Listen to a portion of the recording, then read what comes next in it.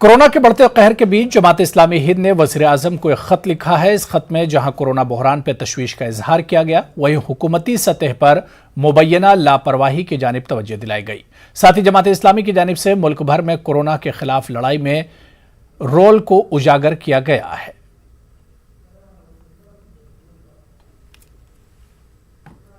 तरफ से Covid relief के लिए पूरे मुल्क में कई काम किए जा रहे हैं। उन कामों की तफसील आज यहाँ प्रेस कॉन्फ्रेंस में पेश की गई। 8 महाजों पर पूरे मुल्क में और मुल्क के मुख्तलिफ मकामात पर हमारे हल्के और हमारी यूनिटें काम कर रही हैं। एक अहम महाज जगह जगह Covid hospitals, oxygen centres, Covid treatment centres कायम करने का महाज है। बाज़ जगहों पर इस सिलसिले में बहुत अच्छे काम हुए हैं और कई और जगहों पर कोशिशें हो रही हैं, लेकिन चूंकि ऑक्सीजन की कमी है इसलिए कई जगहों पर यह मुमकिन नहीं हो पा रहा है। लेकिन जहां भी मुमकिन हो रहा है ये इस तरह के सेंटर्स कायम करने की कोशिश हो रही है। दूसरा अहम महाज डॉक्टर्स हेल्पलाइन है। ये तकरीबन मुल्क की तमाम रियासतों में हमने कायम की हैं। जमात इस्लामी हिंद के राष्ट्रीय अध्यक्ष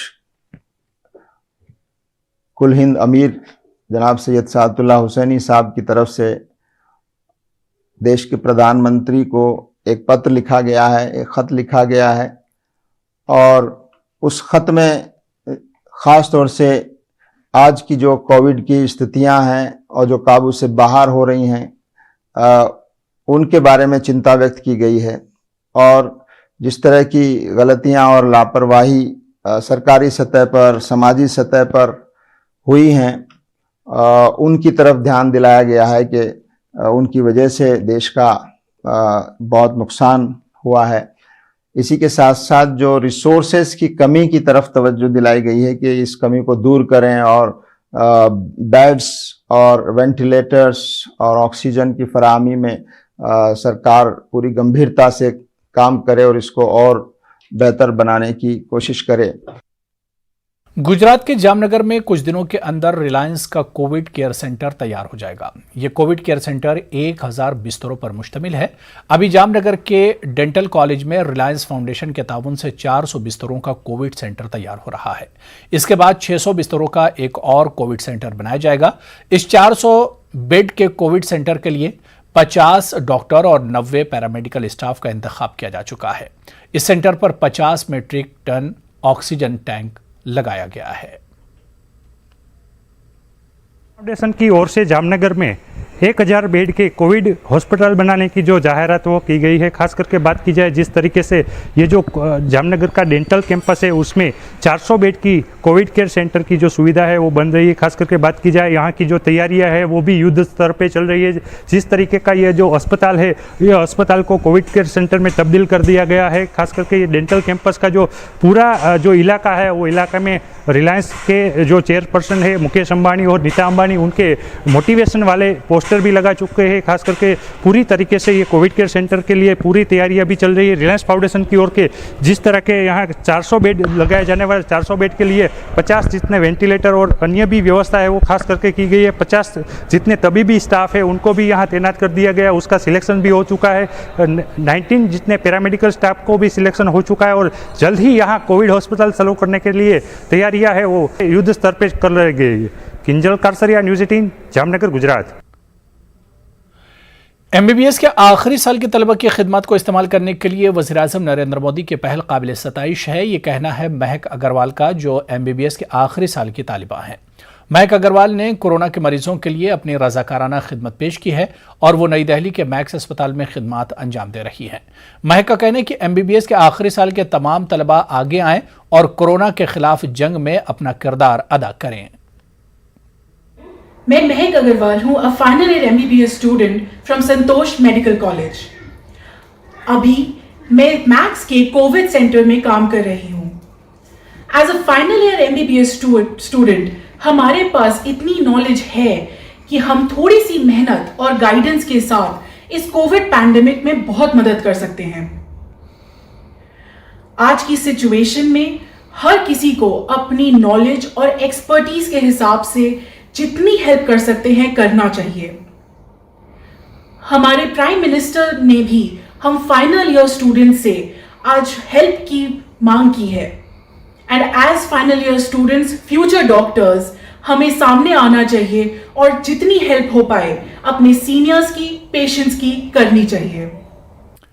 कोरोना कहर और लॉकडाउन की मुश्किलात में न जाने कितने घरों के चूल्हे बुझ गए, मगर भोपाल के मकबूल अहमद ऐसे लोगों के लिए एक सहारा बने हुए हैं जिनके पास पेट की आग बुझाने के लिए कुछ भी नहीं है।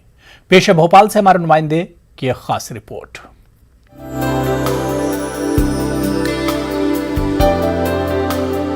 ये हैं भोपाल के मकबूल अहमद।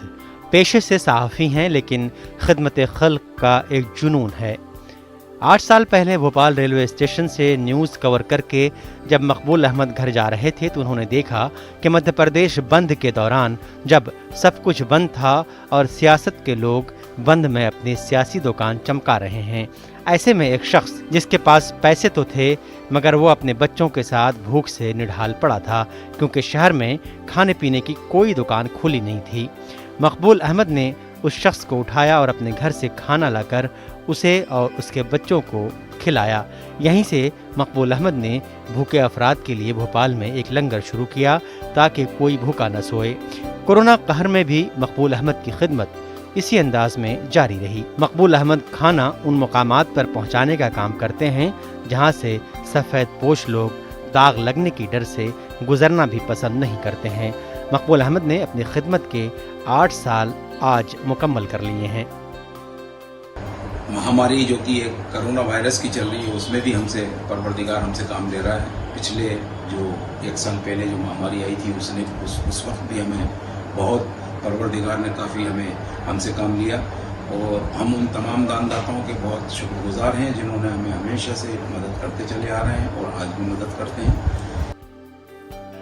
मकबूल अहमद के लंगर की खूबी यह है कि इनके यहाँ लंगर में नॉनवेज का इस्तेमाल नहीं होता है। खुद मकबूल सूफिया के सिलसिले से ताल्लुक़ रखते हैं और उन्होंने अपना लंगर सूफी अख्तर शेरी के नाम से जारी रखा है। कोरोना कहर और लॉकडाउन की सख्तियों के बीच लोग अपनों की खिदमत तो कर रहे हैं, लेकिन वो लोग जो शेल्टर होम में हैं या सड़क के किनारे पड़े हुए हैं, उन्हें खाना पहुंचाने का काम बहुत कम लोग कर रहे हैं। मकबूल अहमद ऐसे बेसहारों का सहारा बने हुए हैं और वो कहते हैं कि मैं क्या हूँ, वो तो खुदा है जो मुझसे काम ले रहा है। मकबूल अहमद रोज़ शाम को लंगर तकसीम करते हैं और उनके पास इस काम में एक पूरी टीम है जो उनके साथ खिदमत अंजाम दे रही है। मकबूल कहते हैं कि कोरोना कहर में दूसरे लोगों के साथ उनका काम भी असरअंदाज हुआ है, क्योंकि समाज के मुखय्यर हजरात के हाथ भी कोरोना कहर ने तंग कर दिए हैं। उनकी कोशिश है कि इस मुश्किल घड़ी में भी खिदमत का कारवां ऐसे ही चलता रहे और अल्लाह अपनी रहमतों से इस वबाई बीमारी का खात्मा कर दे ताकि हालात पहले जैसे फिर साजगार हो सकें। भोपाल से महताब आलम की रिपोर्ट। मौजूदा हालात काफी नाजुक बने हुए हैं। कोरोना के कहर से लोग परेशान हो चुके हैं। अस्पतालों में भर्ती मरीज और उनके रिश्तेदारों को खाने पीने की अशिया मुहैया करना भी एक मसला बना हुआ है। ऐसे में कुछ समाजी तंजीमें और इंसानी हमदर्दी का जज्बा रखने वाले लोग आगे आ रहे हैं और अपने अपने तौर पर जो भी मुमकिन है मदद करने की कोशिश कर रहे हैं। इन्हीं में नांदेड़ शहर के नौजवान ताजिर अब्दुल अलीम सौदागर और अब्दुल अजीम सौदागर कादरी के नाम शामिल हैं। इन दोनों भाइयों ने जिला सरकारी अस्पताल में जेर इलाज सभी कोरोना मरीजों की खिदमत में रोजाना 1000 मिनरल पानी बोतलें तकसीम करने का बीड़ा उठा लिया है।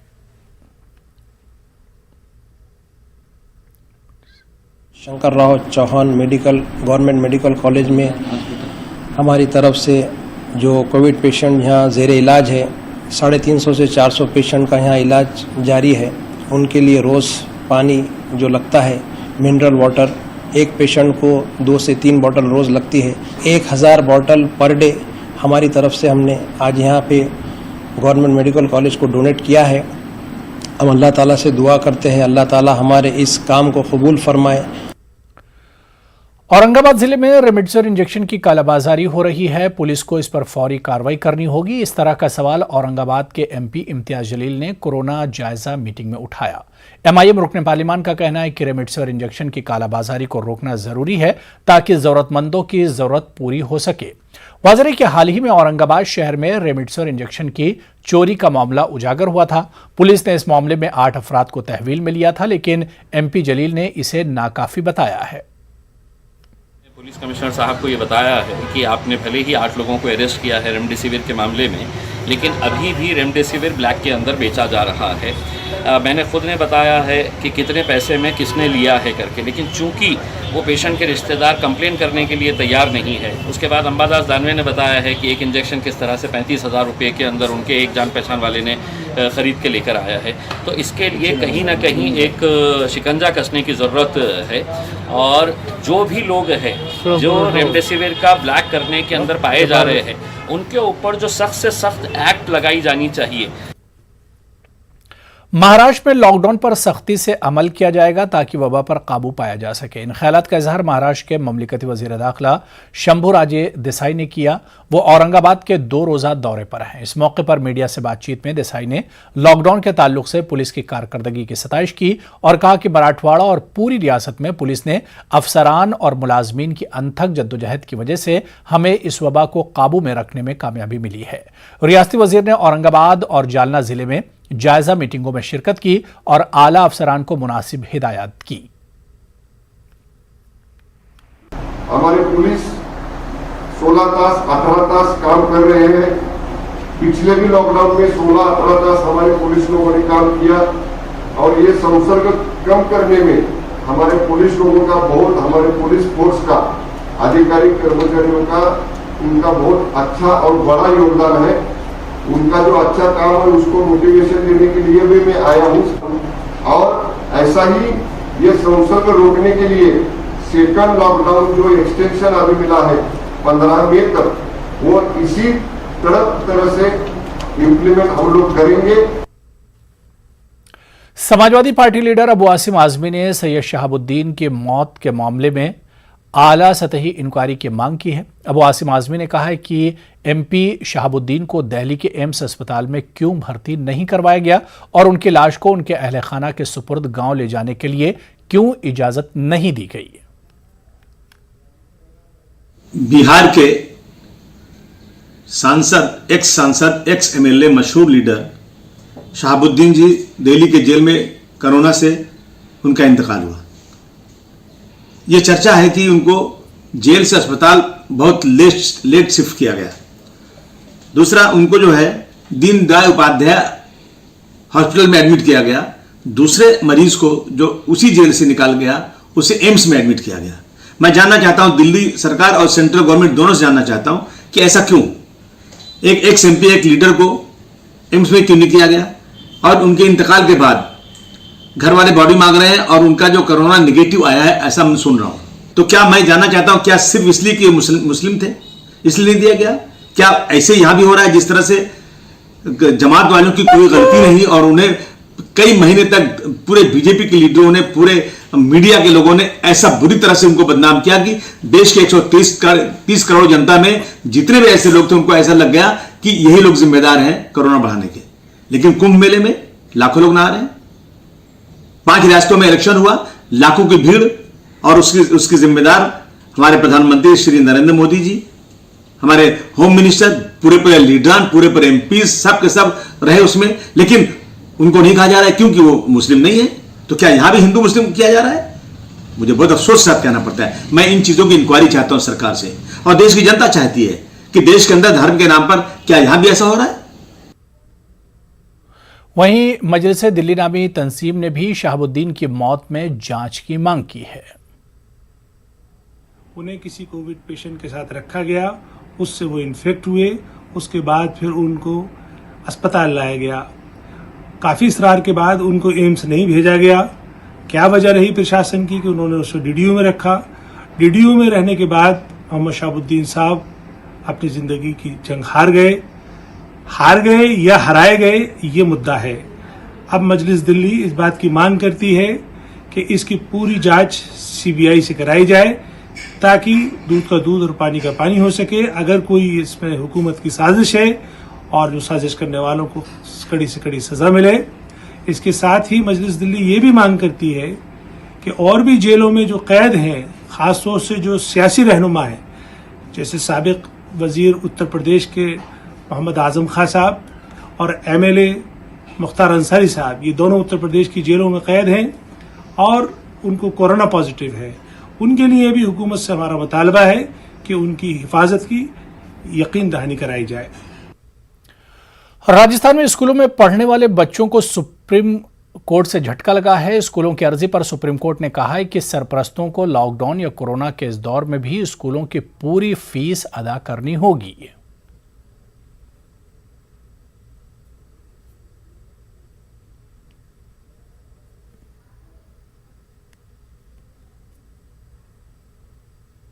राजस्थान में अभिभावकों को सुप्रीम कोर्ट से बड़ा झटका लगा है। दरअसल सुप्रीम कोर्ट ने अभिभावकों को फीस बढ़ाने के मामले में कोई राहत नहीं दी है। सुप्रीम कोर्ट में मामले की सुनवाई चल रही थी।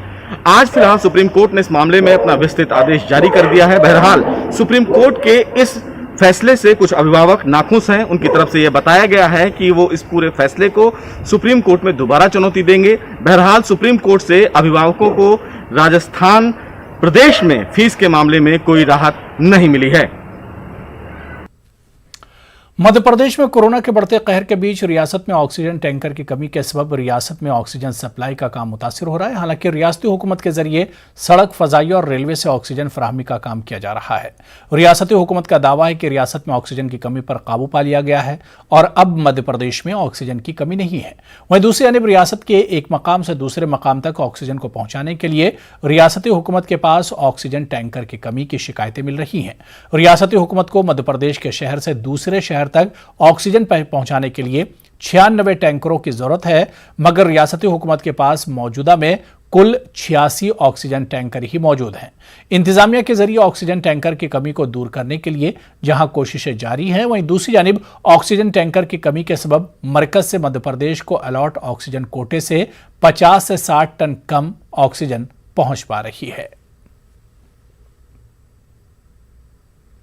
तो वहीं दूसरी तरफ मध्य प्रदेश में कोरोना कहर को देखते हुए रियासत में ऑक्सीजन प्लांट कायम करने और ऑक्सीजन फराहमी के मैदान में मध्य प्रदेश को खुद कफील बनाने की समत में हुकूमत ने बड़ा फैसला किया है। मध्य प्रदेश में ऑक्सीजन का नया प्लांट लगाने वालों को हुकूमत ने 50% सब्सिडी देने का फैसला किया। यही नहीं, हुकूमत ने ऑक्सीजन प्लांट में सिर्फ सर्फ होने वाली बिजली भी रियायत देने का फैसला किया है। जबकि रियासत में पहले से कायम ऑक्सीजन प्लांट पर हुकूमत ने 30% तक की सब्सिडी देने का फैसला किया। हुकूमत के फैसले से मेडिकल कॉलेजों और प्राइवेट अस्पतालों को फायदा पहुंचेगा। कोविड-19 के संकट को देखते हुए राज्य सरकार ने आज मुख्यमंत्री जी के आदेश पर ऑक्सीजन के प्लांट जो मध्य प्रदेश में वर्तमान समय में आवश्यकता है उसमें तीव्रता लाने के लिए और ऑक्सीजन के क्षेत्र में मध्य प्रदेश को आत्मनिर्भर बनाने के लिए बहुत महत्वपूर्ण और बड़े निर्णय किए हैं। अगर कोई मध्य प्रदेश के अंदर नया प्लांट लगाएगा तो उसे 50% की सब्सिडी देने का आज राज्य सरकार ने तय किया है। अगर कोई विस्तार करेगा लगे हुए प्लांट का तो 30% की सब्सिडी जो न्यूनतम 10 करोड़ अथवा 50 करोड़ से कम होगा तो इस नीति का लाभ मिलेगा। इसमें खर्च होने वाली बिजली में भी 1 रुपया टैरिफ की छूट दी जाएगी। इस पूरी की पूरी योजना में जो 10 करोड़ से नीचे है लघु उद्योग निगम का जो प्रोत्साहन योजना है, इस पैकेज में ऑक्सीजन उत्पादन, ऑक्सीजन सिलेंडर, ऑक्सीजन कंसंट्रेटर उत्पादन करने वाली इकाइयां भी शामिल हैं। पूर्व में स्थापित मेडिकल कॉलेज, अस्पताल, नर्सिंग होम जो भी हैं वो भी इस योजना का लाभ ले सकेंगे।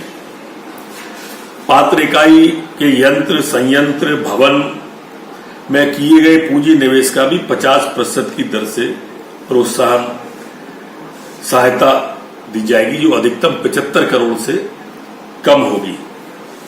यह सहायता सूक्ष्म एवं मध्यम उद्योगों के लिए 3 वर्ष में 3 किस्तों में और बृहद उद्योगों के लिए 5 वर्ष में 5 किस्तों में छूट प्रदान उसे की जाएगी। लाभ उसको 5 वर्ष का 5 किस्तों में दिया जाएगा। कोरोना वबा के दौरान बाहिमी इमदादो इन्हिसार का जज्बा मुस्तहकम हुआ है। मुल्क इस वबा से मुत्तहिद होकर मुकाबला कर रहा है। टीकाकारी के ऐलान के बाद हम बेहतर ताउन करें जिससे हम कोरोना को मात देने की जानिब कदम बढ़ा सकें। नेटवर्क 18 इस मुहिम में हर कदम पर आपके साथ रहेगा। जब तक सभी महफूज नहीं तब तक कोई महफूज नहीं होगा। इसी सोच की बुनियाद पर हमारी मुहिम संजीवनी का मकसद ये यकीनी बनाना है कि वैक्सीन पाना सभी हिंदुस्तानियों का हक है।